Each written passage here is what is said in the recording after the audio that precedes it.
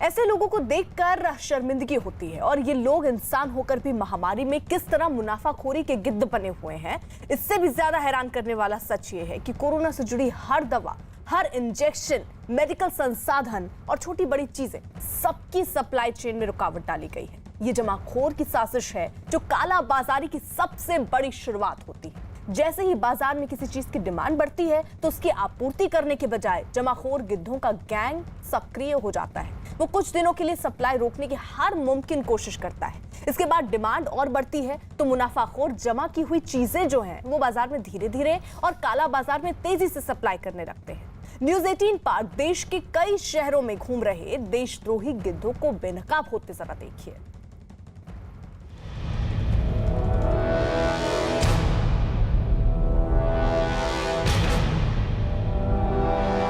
जहां जहां कोरोना के मरीज हैं वहां वहां उन्हें लूटने वाले गिद्ध आपको मिल जाएंगे। ये गिद्ध इतने शातिर हैं कि मुनाफाखोरी और कालाबाजारी के लिए किसी भी हद तक जा सकते हैं, तो वहीं पुलिस से बचने के लिए कुछ भी कर सकते हैं। पंजाब में मुनाफाखोरों और कालाबाजारी करने वाले गिद्धों का ऐसा ही एक वीडियो वायरल है।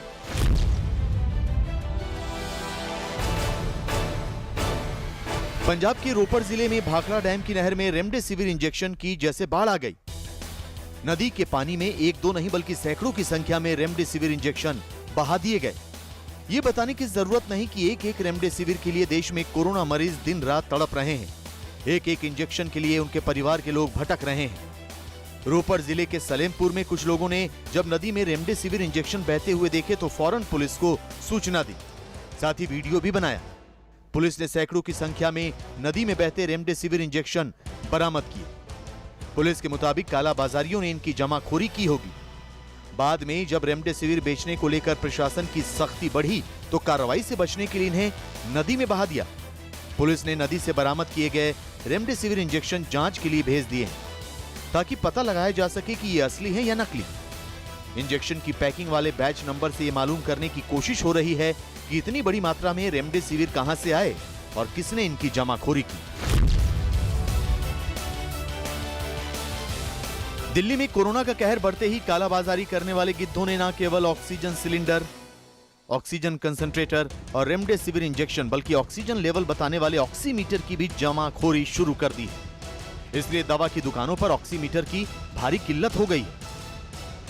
इस वक्त हम मौजूद हैं दिल्ली के आरएमएल अस्पताल के पीछे गोल मार्केट में, जहां पर कुछ सीरीज में आपको केमिस्ट शॉप्स नजर आएंगी। आज इन शॉप्स में चलते हैं और पूछते हैं कि क्या ऑक्सीमीटर की अवेलेबिलिटी यहां पर है और अगर है तो उनकी कीमत फिलहाल इन शॉप्स में क्या है। आइए।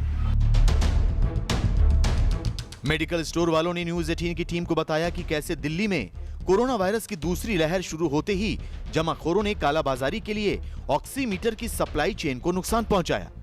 इसी का नतीजा है कि जो ऑक्सीमीटर फरवरी तक 800 रुपए का मिल रहा था अब वही 3000 रुपए में मिल रहा है। ऑक्सीमीटर है, ऑक्सीमीटर क्या है अभी रेट क्या चल रहा है सर?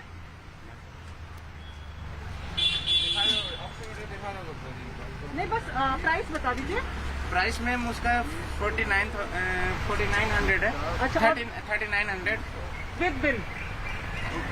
प्राइस MRP हाँ 3000 का देते हैं। अच्छा तो ये आप विद बिल के साथ ही देते हैं? जी मैम। दिल्ली में ऑक्सीमीटर की जमाखोरी और कालाबाजारी को लेकर न्यूज़ 18 को एक और हैरान करने वाला सच पता लगा है। दवा दुकानदारों के मुताबिक हम मार्केट में ब्रांडेड ऑक्सीमीटर के बजाय चाइनीज और नकली ऑक्सीमीटर भी 1,500 से 2,000 रुपए में बिक रहे हैं। ये ब्रांडेड है, ये नॉन ब्रांडेड है। फ्रंट पे भी इसमें कोई वो नहीं है। तो अच्छा ये बताइए, ये जिस तरीके आप बता रहे कि ये आप बेचते हैं, पर ये जो नॉन ब्रांडेड है और ये कितने रुपए तक के बाहर बिकते होंगे अभी? इसका अब ये हर किसी के अपने हुआ है। 900 का, 1000 का, 1100 का, 1200 का, यही इसी गैपिंग में है। 1200, 1300, 1000, 900 इस रेट का है। अच्छा तो बेसिकली यहाँ जो प्रियांश हमें बताना चाह रहे हैं वो ये कि जब आप अभी दाम जो है वो पीछे से बढ़कर आ रहे हैं क्योंकि शॉर्टेजेस हैं, डिमांड बहुत ज्यादा है और ऐसे में अगर आप पैसे देकर ऑक्सीमीटर खरीद रहे हैं और इतना पैसा देकर खरीद रहे हैं तो कम से कम इस चीज का ध्यान रखें कि जो ऑक्सीमीटर खरीद रहे हैं उसके पीछे बारकोड हो, ब्रांड का नाम हो, ताकि आपको ये जानकारी रहे कि आपने सही चीज खरीदी है। बिल जरूर लें, क्योंकि गारंटी वारंटी का जो भी चक्कर होता है वो बिल के साथ ही सॉल्व होता है। और ऐसे में जो घटिया ऑक्सीमीटर है उन पर पैसे ना लगाएं, क्योंकि आप पैसे भी लगाएंगे, रीडिंग्स भी गलत आएगी, उससे आपके लिए कोई फायदा नहीं।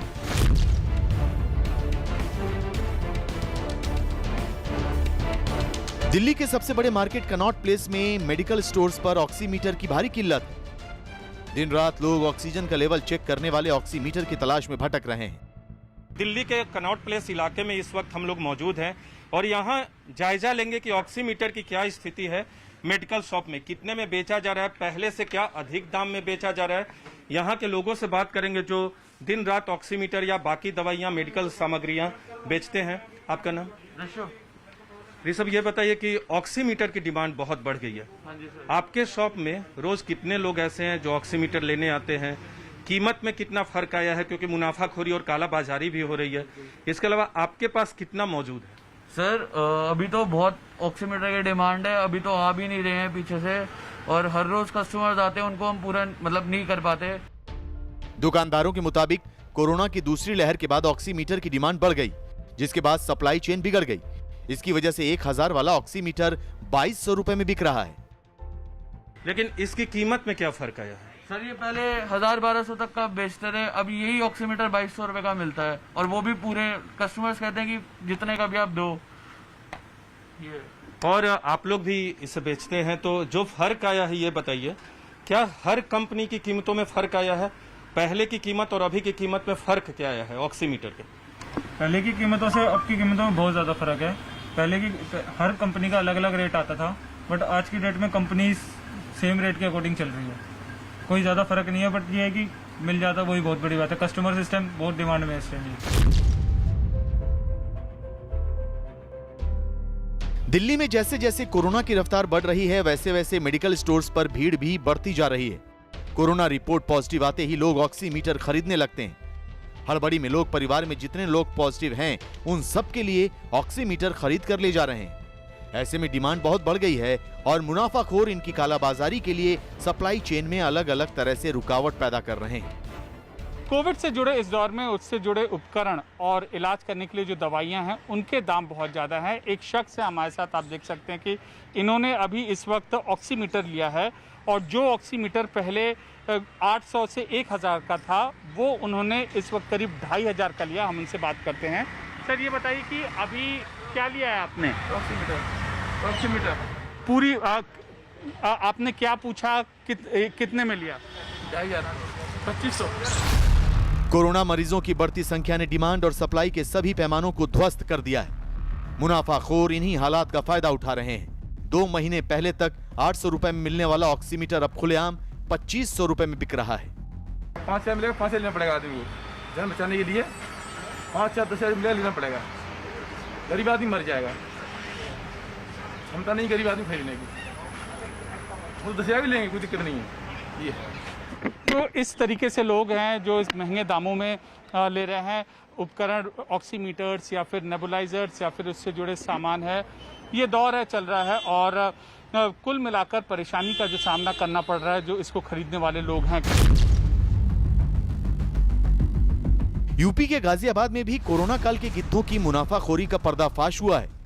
कोतवाली इलाके में पुलिस टीम ने छापा मारकर ऑक्सीजन फ्लो मीटर की कालाबाजारी करने वाले 3 गिद्धों को गिरफ्तार किया है। पुलिस के मुताबिक ये लोग ऑक्सीजन सिलेंडर में लगने वाले फ्लो मीटर की जमाखोरी करके उनकी कालाबाजारी कर रहे थे। एक फ्लो मीटर जिसकी कीमत 1 से 1,500 रुपए होती है, उसके लिए 4,000 रुपए तक वसूलते थे। इन गिद्धों के कब्जे से 8 ऑक्सीजन फ्लो मीटर, 1 लाख रुपए कैश और एक इको स्पोर्ट कार बरामद की गई है। महाराष्ट्र में कोरोना का कहर सबसे ज्यादा है। हर रोज कोरोना मरीजों की संख्या और मौत के आंकड़ों ने सबको बेहाल कर रखा है।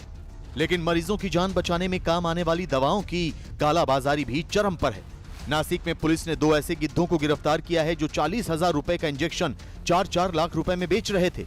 पुलिस ने कोरोना मरीजों की जरूरत वाले इंजेक्शन की कालाबाजारी कर रहे इन गिद्धों से कई इंजेक्शन बरामद किए हैं।